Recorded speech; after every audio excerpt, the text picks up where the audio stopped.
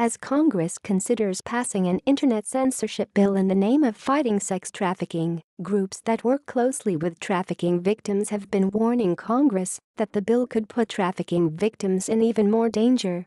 It's essential that lawmakers listen to those groups before passing a law that could do more harm than good.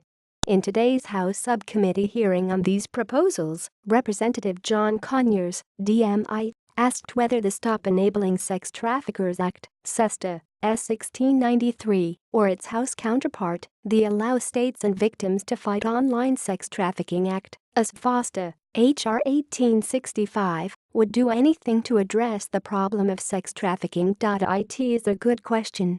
These bills would expose any person, organization, platform, or business that hosts third-party content on the internet to the risk of overwhelming criminal and civil liability if sex traffickers use their services. Yet there's been little or no evidence that increased liability would do anything to reduce trafficking. But here's a more important question: why is Congress asking tech lobbyists and academics what would reduce trafficking? Experts with experience working closely with trafficking victims, some who were victims themselves, have voiced major concerns that undermining Section 230 would do more harm than good for trafficking victims.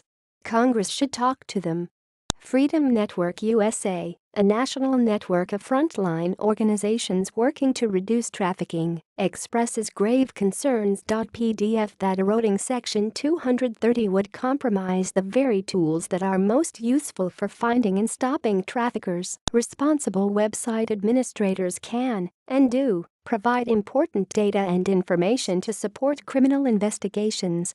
Reforming Section 230 to include the threat of civil litigation could deter responsible website administrators from trying to identify and report trafficking.